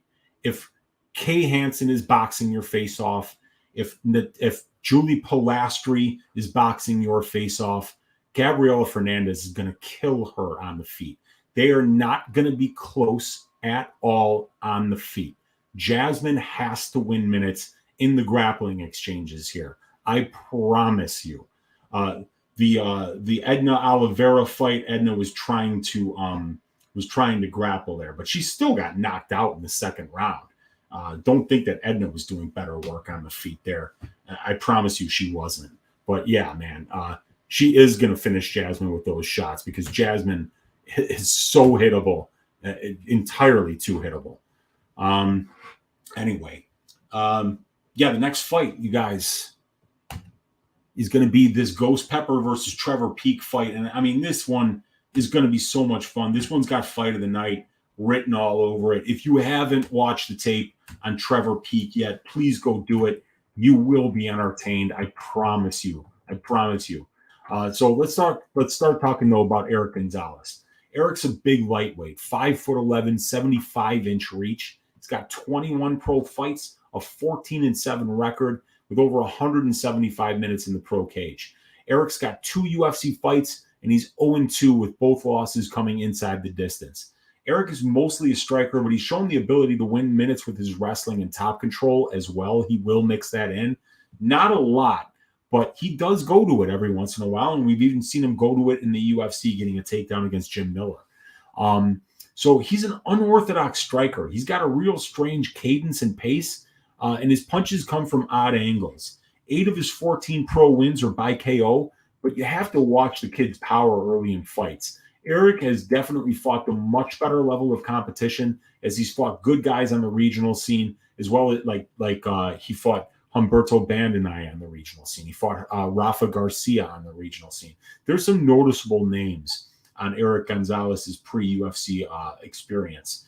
So Erick's definitely fought the much better level of competition, good regional scene competition, and Jim Miller and Terrence McKinney in the UFC. I mean, both of those guys are better opponents than anything that Trevor Peek has seen up to this point. Gonzalez is just, he's better in a lot of areas here. But then there's Trevor Peek, right? And this kid's a wild man. He's just a born scrapper. He's a killer in the cage. He's not skilled. He has zero technique. However, everything he does in the cage is done with the worst intentions possible. He's got high amplitude takedowns and ground and pound. He throws an overhand right like he's trying to throw a baseball through a brick wall. He throws nasty elbows and knees in the clinch, and he's shown a very, very, very impressive chin. And there is no quit in this kid at all. Sometimes fights come down to who wants it more and who's tougher. And Trevor Peek is that dude. On DWCS, he almost got finished in the first versus Malik Lewis. And frankly, most refs would have stopped that fight. But it just showed just how you need to kill this kid to get him out of there. If you don't kill him, he will keep coming back, and he will break you just like he did Lewis. No matter what pace the fight is fought at, Peek thrives there. And he has the ability to push through being tired and land big shots. Peek can be taken down, Peek can be hit, and his grappling game is basic. But he doesn't really have the UFC level skill set in terms of being technical. But his toughness, his will, his power, his meanness, and just his willingness to scrap are all 11 out of 10. So he's just going to be a really fun guy to watch. You don't usually see at this level this archetype of fighter, a guy who's completely unskilled, who relies completely on just toughness and the willingness to scrap, the willingness to take 3 or 4 punches to eat one, knowing that he can trust his power and that he can trust his chin. And, he looks to be kind of well-rounded, even though he looks like he kind of sucks at everything technically. But this kid he's just a ball breaker. He's not going to fuck off at any point during the fight. And it doesn't matter if it's the first 10 seconds or if it's the last 10 seconds of the fight. And anything that he throws has the intention to not just end the fight, but to maybe damage you permanently as a human being. So I am really looking forward to this because, this is going to be a great measuring stick here for Trevor Peek, because Gonzalez does have 21 professional fights, because we have seen him in there against legitimate, experienced guys like McKinney, like Jim Miller, Bandenay, Rafa Garcia. There are some good names on his resume, and he's been in there with much more technical and well-rounded guys than Trevor Peek. Both of these guys are pretty good finishers, but Peek's finished all of his wins inside the distance by knockout. He's 7-0-0 with a no contest. Eventually he just lands something and breaks you, and that's what he does. So this fight is going to be a car crash. It really is. I mean, you don't get to have a technical range striking battle with Trevor Peek. He's not going to let that happen. Peek is going to try to twist Gonzalez's head off. Then if he's successful in doing that, he's going to throw his severed head into the crowd, where the fans are so impressed by Peek's performance that they are driven into a frenzy. And they collectively put Gonzalez's severed head on a pike, and they dance around it with pitchforks and torches. This has Fight of the Night written all over it. I think Trevor Peek is going to earn a lot of new fans and open a lot of eyes on Saturday. Not because he's skilled, but because he's a fighter. I'm picking Trevor Peek to win this one by first round knockout. Erick Gonzalez has been hittable. We saw him, really get hurt by Jim Miller on the feet, and I promise you that Trevor Peek hits a lot harder than Jim Miller. I'm looking forward to seeing this kid. Could he lose this fight? Absolutely. He's not a UFC level skill set, but he's got intangibles and things that a lot of these guys up here don't have. And Trevor Peek's going to drag you into his style of fight. He's not going to let you be technical. So I think Gonzalez is going to have to stand in front of the bigger wild man with more power and more durability here. And I just don't see him coming out the other end with his hand raised. So Trevor Peek, first round knockout. Can't wait for this fight. The next fight that we're going to discuss, you guys, is Mike Mallott at -210 versus Yohan Lainesse at +180. Fight doesn't go to decision, up at -260 for this fight. Canada against Canada. Two good Canadian prospects, and they've put them against each other as if Canada can't get enough prospects already. Now we got to kill one of them off with another Canadian. It doesn't seem fair to our borders, our friends to the north, but this is the way they did these guys. So, and I already read off that line for you guys. So let's talk first about Mike Mallott, right?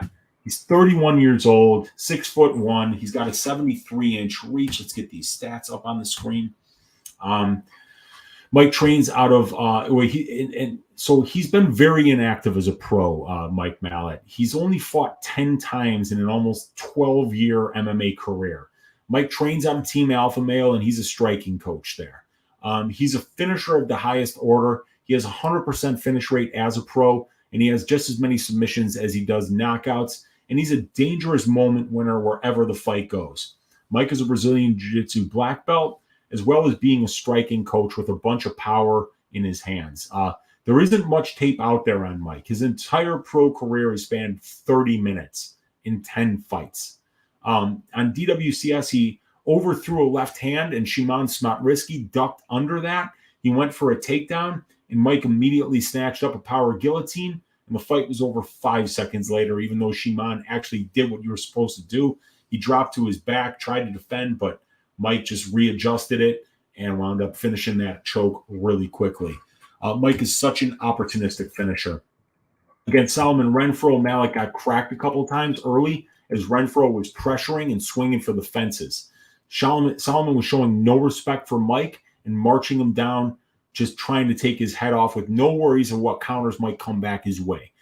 Solomon got sloppy and he threw a naked low leg kick, and Mallott just countered perfectly right down the pipe, dropped Solly on his ass, jumped on his back, and he got the no hooks rear naked choke. So, the opportunistic finishing from Mallott can be a combination of the striking and the grappling. Because he's a striking coach, because he's got power in his hands, he can spark you on the feet. And when he does that, he doesn't really look to finish the fight with ground and pound. He looks to finish it with that submission. And what was crazy about that Solomon Renfro fight was prior to that fight, Mallott had taken 3 years off. So, not a bad game plan by Solly, saying like, hey, this kid hasn't fought in over 3 years. I'm just going to go out there. I'm going to march him down. I'm going to throw hammers. I'm going to get him the fuck out of here early. I'm not going to let him work his way into this fight and get comfortable there. But it was a mistake because Mallott just thrives in the chaos. Let's see.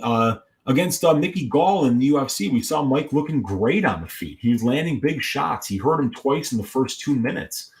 Mike showed off his power in the pocket, like during an exchange, landing a huge left hook that dropped Gall like a sack of potatoes. Shortly after Gall got a takedown that Mike got right back up from. Mike has showed off such a well-rounded skill set and a nose to finish fights. And right after he got back from that up from that takeoff or that takedown, we saw him just finish, Mickey Gall by landing a big shot. So he sparked him like 3 times in that round, and it wasn't until the third one that we saw him get that finish. Now, Yohan Lainesse, he's 30 years old. He's 6'1" with a 76-inch reach. He's got 10 fights in less than 5 years as a pro, so he's been reasonably busy, a lot busier than Mike Mallott has. Yohan is 1-1 in the UFC, with his loss to Green coming by knockout. Yohan has finished 6 of his 9 wins inside the distance, all by knockout. He's 3-0 in decisions as well. And he's certainly shown the ability to be a moment winner. He beat Lenny Rafati by jump knee in only 14 seconds. He knocked out Evan Cutts with some body punches, and then he wound up getting that after he hurt him to the body, backed him up to the cage, and just unloaded with a big flurry that finished the fight in the second round. He landed a huge left hook in a pocket exchange against Burlington on DWCS, and he has 3 other first-round finishes earlier in his pro career. We saw one of the bigger holes in Yohan's game, which is his gas tank in the Gabe Green fight when, after wrestling Gabe and trying to get takedowns in the first round, we saw even Yohan land a knockdown in the second round. The guy just doesn't look like he's got the ability to go the full 15 unless it's a very slow-paced fight like it was in the Darian Weeks fight. So one thing that I really like in this fight is violence, everybody. Mike Mallott, like I say, you look at this number right here, it's the average fight time, 3.01 minutes over a 10-fight sample size. The last time this guy went to a draw, it was against this Diagne guy, and that was in 2015 or 2016. So it was like 7 years ago. I really see this fight finishing under 1.5 rounds. I like the under 1.5 here, and I've got a couple of bets on this fight that we'll talk about when we talk about my track bets later on in the night. But this is a great fight, but frankly, I don't see anywhere where Lainesse is better. He's got power, and Mallott does get hit sometimes, but I think Mallott is just way more technical on the feet, and he's the far more dangerous submission grappler here. So I think Mallott's going to absolutely get this job done, and I'm picking him to win this one by second-round submission. So go very handsome Mike Mallott there, and we're going to pick him to win by submission here in round number 2. And all right, the next fight, the anxiously awaited return of one of the best prospects in any of the women's divisions, Tatiana Suarez, going to be squaring off against Montana De La Rosa. Tatiana Suarez juiced to the tits here with her betting line at -800, as we've got Montana De La Rosa on the comeback plus 550. The fight doesn't go to decision, sitting up at plus 100 here. So this is a fight I would just recommend everybody just kind of take a little step back and let Tatiana get back in the cage and show you that she still has it. Tatiana hasn't been in there in 3.5 years. She's now 32 years old. She's had knee surgeries. She's had neck surgeries. She's a cancer survivor. She's got an 8-year career, and in those 8 years, she's had 8 fights. So, you just don't lay -800 on somebody that has that many narrative questions, right? And we're missing information. Is she the same fighter? I mean, how many injuries behind the scenes that we don't know about has she been dealing with? Is her body breaking down? Does she not have the ability to do this anymore? Is her body telling her no? And I mean, all that is a very reasonable thing to look at when you're laying -800 on any favorite. When you're saying there's an 89% implied probability on a -800 line, you've got to be over 90% sure to make money on the long run that Tatiana wins this fight. And Montana De La Rosa is also a wrestler. Now, of course, she's not a wrestler of the caliber and the level of Tatiana Suarez. I mean, we look at Tatiana's numbers here. They're eye-popping. 22 takedowns in 5 UFC fights. She's getting them at a 63% clip, which is uncanny. 6.47 takedowns per 15 minutes. 100% takedown defense. She's out-controlling her opponents 75% to 1%. That ratio is 64-1. For every 1 second of control time that Tatiana Suarez allows her opponents, she gets 64 seconds of control time. She's winning 98.5% of the control time positions that she's in. Now, what's crazy here is that Montana does a lot of the same things well. She's getting her takedowns at a 32% clip. She averages over 2 takedowns for 15 minutes. She's actually more active going for submissions, but she has been taken down 4 times on 11 attempts and is only showing 63% takedown defense. That's going to be a problem against a wrestler the quality of Suarez. But, she outcontrols her opponents 42% to 13%, and Montana is outcontrolling her opponents at a 3.27 to 1 ratio, and she's winning over 76% of the control time positions that she's in.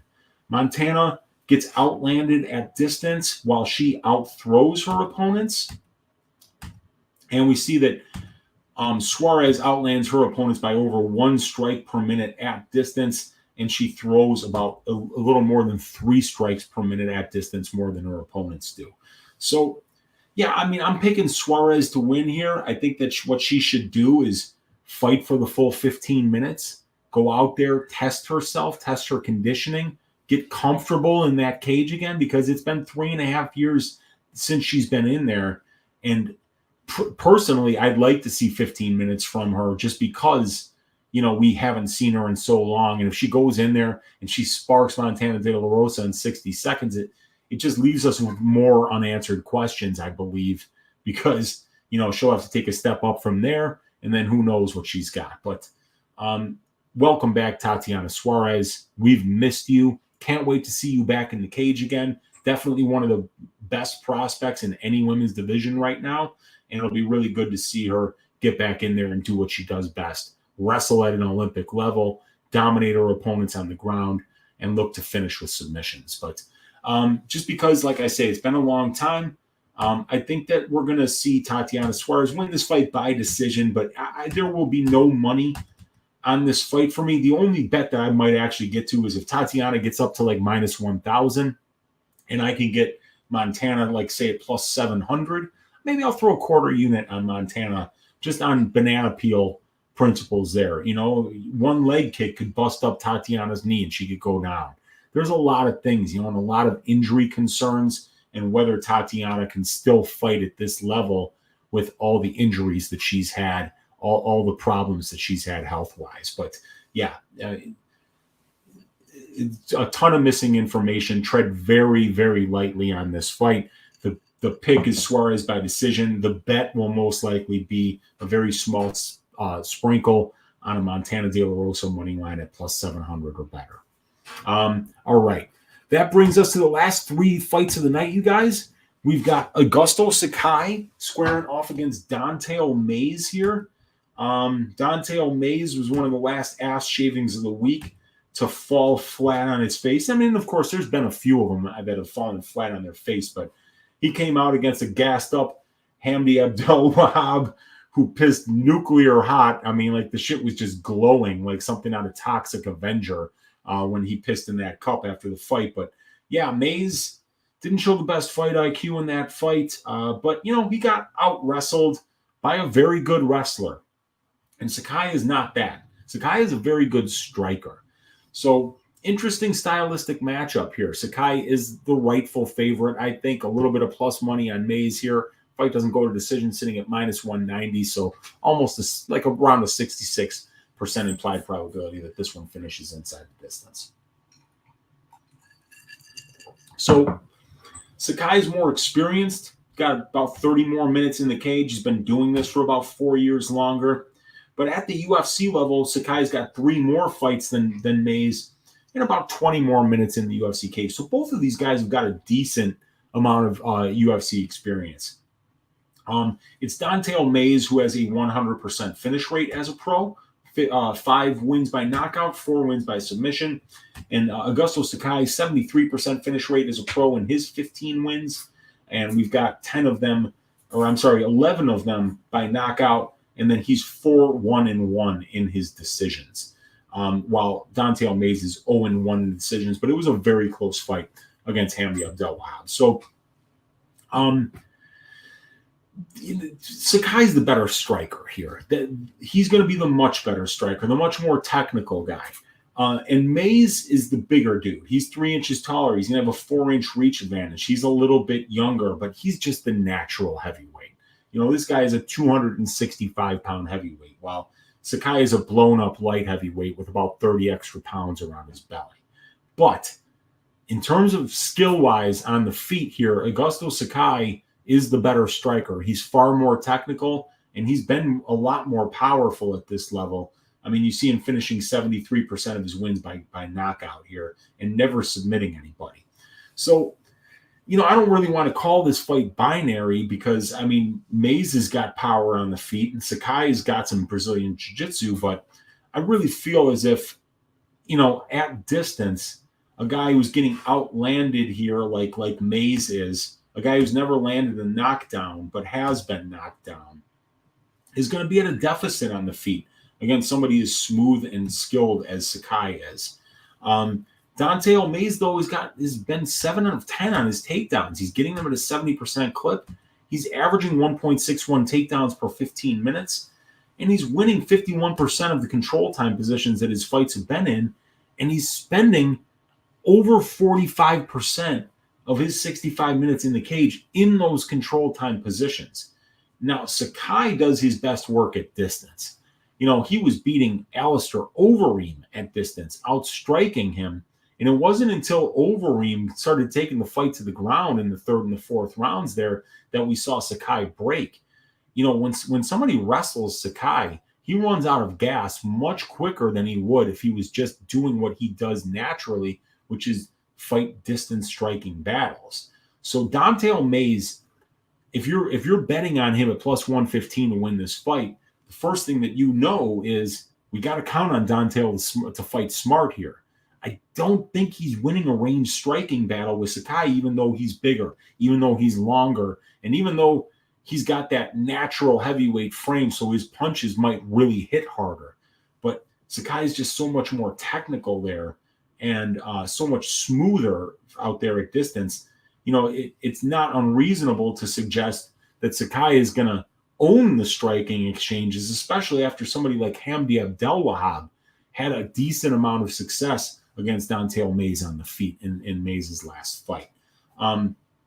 If this thing stays on the feet, I definitely favor Sakai. If this thing gets to the ground, like Dante got the fight to the ground in the Parisian fight, I think we could see Dante Alves, even get a late finish against Sakai by getting him down to the ground and wearing him out down there. So I think both of these guys are live. I think both of these guys have paths to victory. But, we see somebody like Dante Alves with a 2.14 ratio here in strength to schedule, while for Sakai it's 1.4. But you look at the wins, 39 and 32 combined record of Sakai's wins. The wins for Dante Alves are of guys who have a combined record of 4 wins and 5 losses at the UFC level. So Sakai's the better striker. He's more experienced, and he's fought the much better and beaten the much better brand of competition.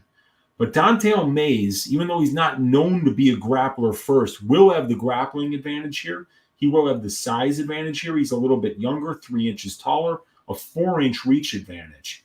And he's the more potent finisher.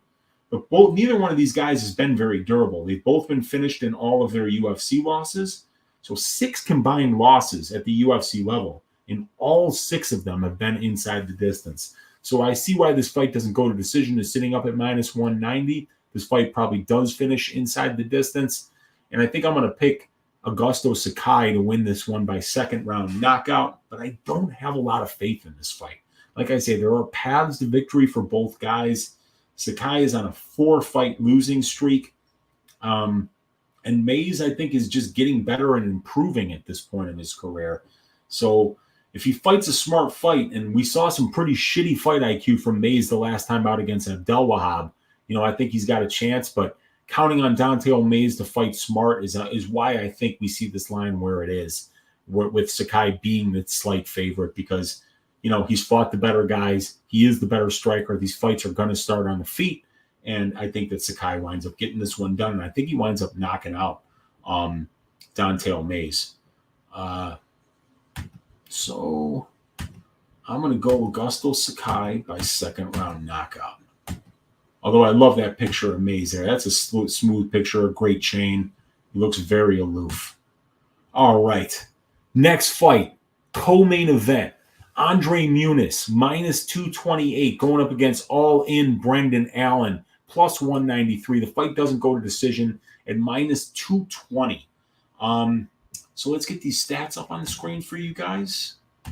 Muniz versus Allen here. And let's talk about this. Brendan Allen, 5 years younger, 1 inch taller, but it's going to be Muniz with a 3-inch reach advantage on the feet. It's a southpaw versus orthodox matchup here, as Brendan Allen is the orthodox fighter. He fights out of Killcliff FC, while Andre Muniz, the last that I saw, it was Tato Fight Team, and then Couch Warrior earlier today said that it was something like Rio de Janeiro something. I don't know where he's at, though. Both of these guys are very experienced, but you see Allen with 25 fights, Muniz with 27, but it's Allen who's actually got almost 100 more minutes in the pro cage. He's also got 5 more fights at the UFC level and almost 50 more minutes in the UFC cage in terms of experience. Both of these guys have got good finish rates at the UFC level, 62.5% for Brendan, 60% for Andre, and both of these guys are great finishers, 80% overall finish rate in 20 wins for Brendan Allen, 16 of them coming inside the distance. And for Andre Muniz, it's 83% almost of his wins that are coming inside the distance. So Muniz is an amazing submission grappler. He's just seems to be a notch above everybody in the division in terms of his ability to be able to outdo people on the ground. Brendan Allen showed some pretty bad takedown defense against Jacob Malkoun, and was, could be held down by Jacob, who's not a big middleweight. And once Muniz gets people down, the problem is that it's very hard to get back up because he's so dangerous with his submissions. As we can see here, both of these guys spend a lot of time in grappling positions. Brendan Allen, it's about 53% of his UFC cage time that's spent in grappling positions, while for Andre Muniz, it's almost 70%. So Muniz is fighting exactly where he wants to fight. And Brendan Allen is kind of half in the striking exchanges, half in the grappling exchanges. He doesn't initiate the grappling often, and he's showing sub 50% takedown defense. So when I first saw this line, I saw Brendan Allen, who's fought the tougher level of competition at the UFC level, in my opinion. I kind of feel like he should have been, closer to even here. But Brendan, the holes that he has in his game, I don't know where he's going to be that much better than Andre Muniz anywhere. I think even if we look at the distance striking numbers here, we see that Brendan Allen lands 6.4, but he's absorbing 7.0. And, Andre's actually landing more strikes at distance than he absorbs, and he throws more volume at distance. He's showing like 10% better distance defense and not much worse distance accuracy. Brendan Allen has landed a knockdown on less than 1% of the distance strikes that he's landed, but he's also been knocked down. While Muniz has never landed a knockdown, but he's never been knocked down either. Muniz is just getting his takedowns at a really good clip, averaging 4.14 per 15 minutes. He's out-controlling his opponents 47% to 21%. And he'll let his opponents take him down because he's confident off his back as well, because he's a world-class Brazilian Jiu-Jitsu player here. So if we look at the strength of schedule, though, this is where we see the difference. 1.5 ratio overall for Brendan, 1.03 overall for Muniz. And they're both fighting experienced guys. 11.2 total fights, 11.8 total fights. But Brendan's wins are also a tick better here with a 1.28 ratio compared to 1.03 in Muniz's wins. And they're both fighting experienced and beating experienced guys. So, if I can't count on Brendan Allen to stop Andre Muniz's takedowns, then I can't count on this fight to be on the feet long enough for me to be confident that Brendan might actually win some minutes there and be the better striker. Have a performance like he did against Punahele Soriano, where Soriano had more power, but Brendan was just a better technical striker. He was in and out. He was throwing more. He was landing more, and he was avoiding the big left hand from Puna, which is what he's going to have to do here against Muniz. He's got another southpaw striker, and he could absolutely dominate Muniz on the feet like he did the southpaw in Soriano. But the problem is that Soriano doesn't wrestle like Muniz does. You know, Soriano's not getting 4.14 takedowns per 15 minutes, and he's not attempting 2.63 submissions per 15 minutes. I think this is a really bad stylistic matchup for Brendan Allen, and I can't unsee that Jacob Malkoun fight. If Brendan Allen winds up under, Andre Muniz as much as he was under Jacob Malkoun, he's going to get submitted here, I think. And we've seen Brendan Allen get taken down by a bunch of different guys, not just some of these more recent ones like Malkoun, but Kyle Dawkins, back in the day. Who was it? Who else took him down? I forget.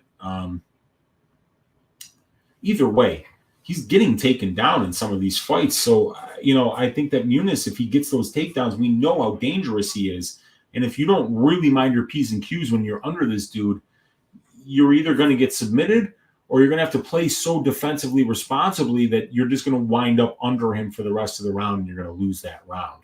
Then you're going to need to find moments later in the fight to turn the momentum of the fight or to find ways to win minutes of your own, which is going to be having to stop these takedowns and make sure that this fight takes place on the feet here.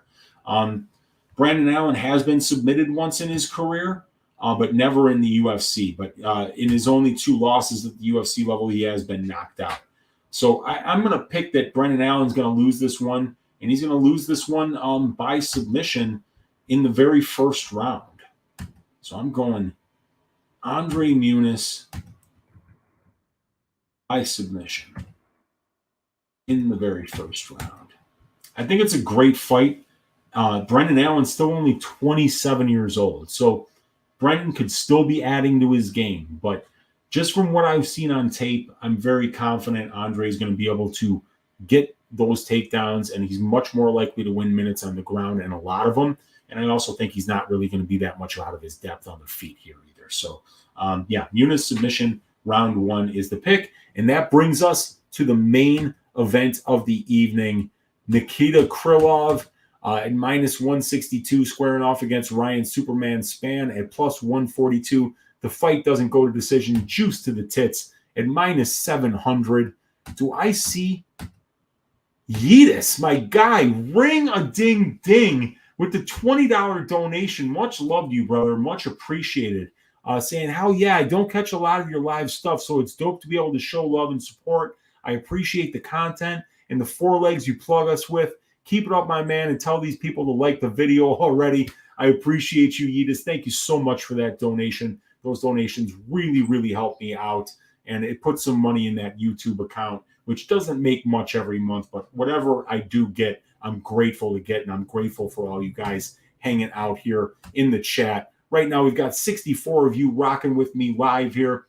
Hit that thumbs up, hit that subscribe, and please consider joining the Patreon if you haven't already. All right, so this is going to be a hell of a main event. I'm really looking forward to this fight. I love violence in this spot, you guys. It makes sense, doesn't it? Krylov's average fight time at the UFC level, 7.12 minutes.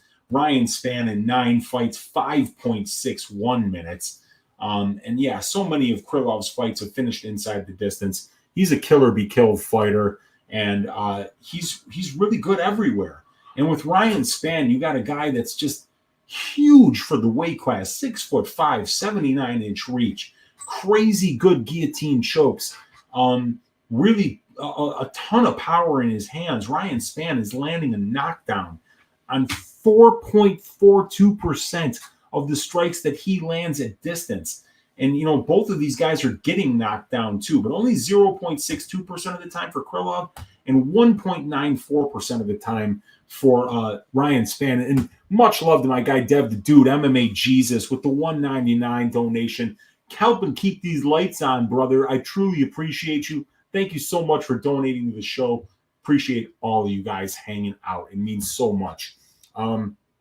And then we got Bow Better in the room, another Chicago guy. Appreciate you, brother. And Yita's saying, "Oi, do you think Spann can win against a piping hot Krylov?" Yeah, I mean, I think that both of these guys are very live in this spot.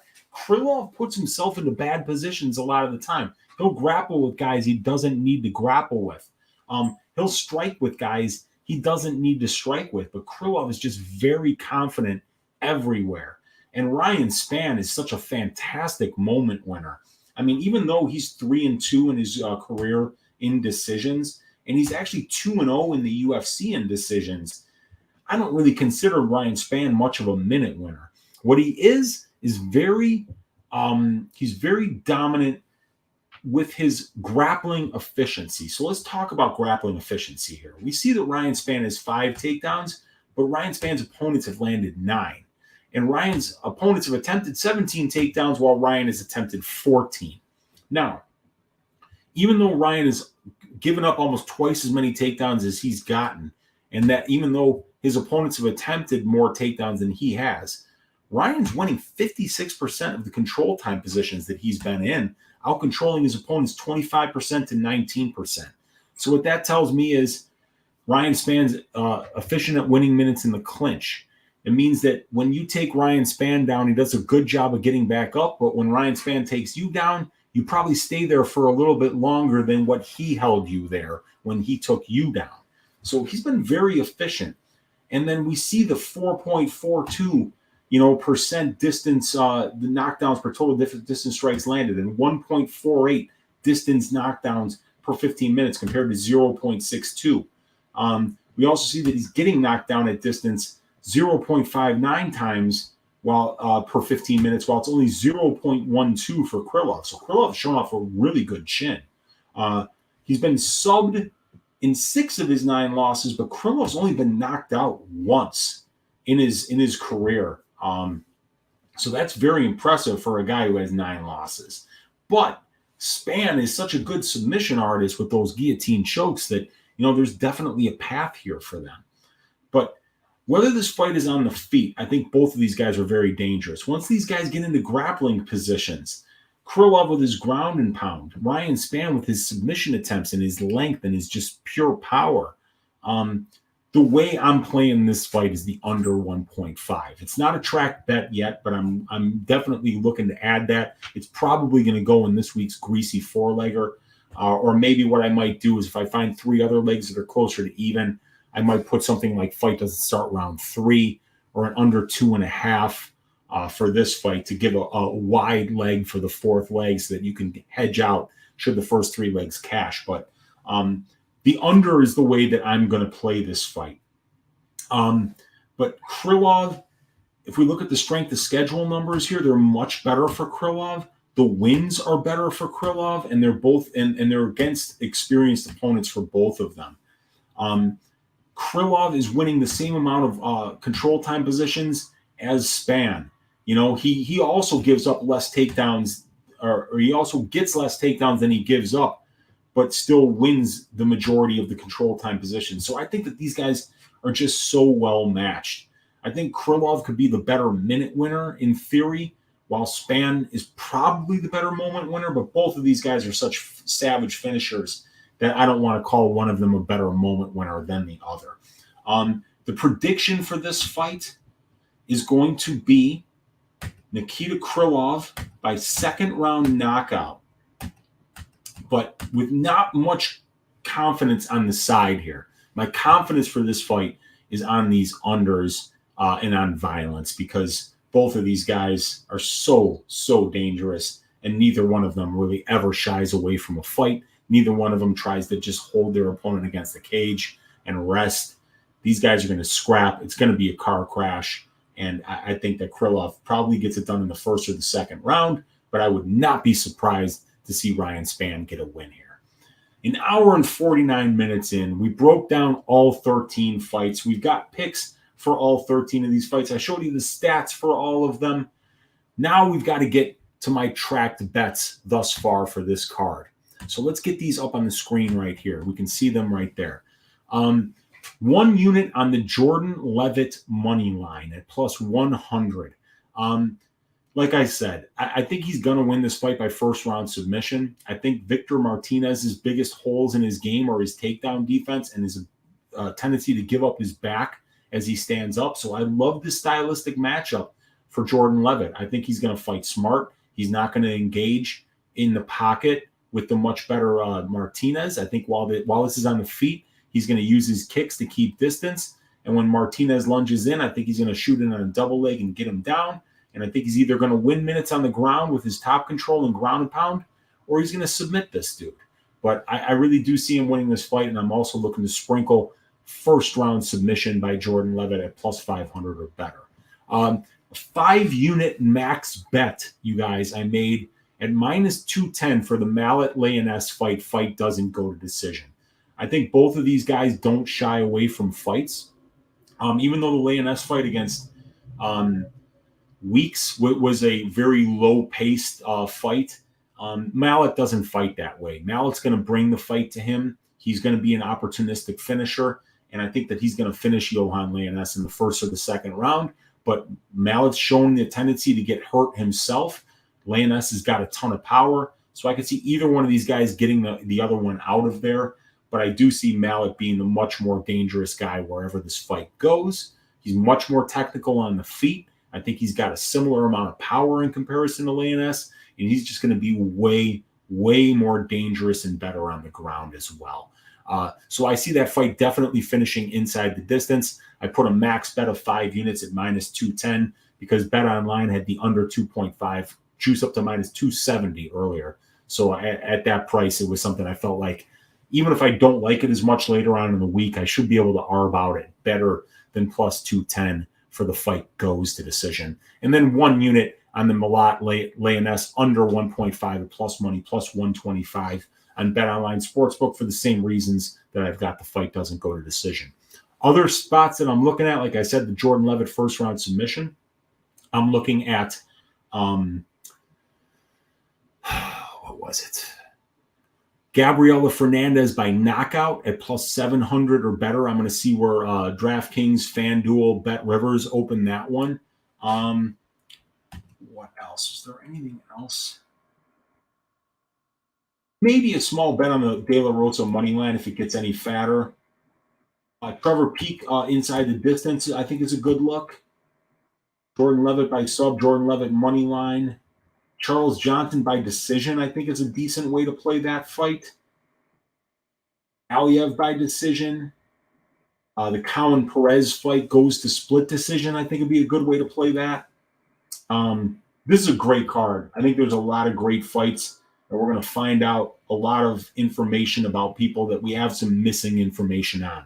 Like 7 debuting fighters on this card. So we want to tread lightly in certain situations here, but I think there are great spots. And you can see that I've already taken advantage of some of them. So that leaves one more order of business, everybody. Who's going to win violently?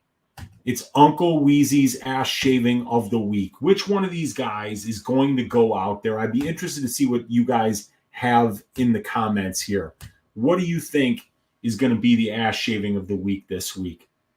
You know, we've got several violent fights on this card. Krylov versus Spann is violent. You know, Muniz versus Ailin is violent. Sakai versus Mays can certainly be violent. We got the return of Tatiana Suarez. Mallott versus Lainesse, a fight that's already minus 270 for a fight doesn't go to decision. Erick Gonzalez versus Trevor Peak, a fight that's already minus 400 for fight doesn't go to decision. Gabriella Fernandes I picked. Leavitt could get a sub here. Charles Johnson, Solecki. Who do you guys got? Nita's saying the GOAT. Also, Charles Johnson by murder, he's saying. Wow, okay. All right. We got Gogo Flamingo saying, I'll shave that ass unk. We got MMA Jesus saying Ailin is taking an ass shaving. I think he is going to take an ass shaving. But you know who I think is going to even take a worse ass shaving, you guys? I think it's going to be the Ghost Pepper, Erick Gonzalez. I think Trevor Peak is going to come out, twist this dude's head off. I think they're going to put it on a pike. I think there's going to be some kind of a celebration outside. I think it's going to be one of the goriest, most violent fights that we've seen in the UFC in quite some time. And my prediction is that this madman, this shit-eating wild man, Trevor Peek, with no technique, with no finesse, just goes out there and twists this dude head off and then just chucks it into the crowd and then screams, "Are you not entertained?" in a very Southern accent. I can't wait for Trevor Peek. I think he's going to make a lot of new fans on Saturday, and I think that you guys are really going to enjoy watching this fight. It's just a bad matchup for Gonzalez, I say, because this guy Peek, just drags you into his fight. He's not going to let you rest. He's not going to let you just knock him out with one shot because he's far too durable. Yeah, this dude's the real deal. And he's not going to climb really high on the rankings or anything. But if they give this guy the right fights for the next few years, I think he's going to entertain a lot of people, make a lot of money, and have a lot of fans. You guys, we did it. An hour and 55 minutes in. We broke down all 13 of these fights. Some of you guys were kind enough to donate to the show. I appreciate all the Patreon members. I appreciate everybody that hits that big thumbs up button, that hits that subscribe button, and most of all, the people that support the show and join the Patreon. It means so much to me, you guys. I appreciate all of you for hanging out. We got 64 of you guys still in here listening to the ass shaving of the week, but we're done for now. Ass shaving of the week is Trevor Peek. You guys already caught the tracked bets. You guys already know all the picks. The only thing left to do is stack cash tickets like flapjacks for UFC Vegas 70. Good luck, everybody. God bless each and every one of you. I will be on Pub Sports Radio tomorrow at 6 p.m. doing the DFS show with DFS by the Numbers, Gordo Gambles, and my guy Monk Maddox. And I'll be right back here tomorrow night, 10 o'clock Central Time. Ask Weezy. Ask me whatever you want about any of these fights, any of the prop templates, any of the leans that you have, and I'll give you all the information that I have available to me. We will see you guys tomorrow. Have a great night. Thank you for all the donations. Thank you for your attention. Thank you for hitting that thumbs up button, and we will see you guys tomorrow. Thank you so much.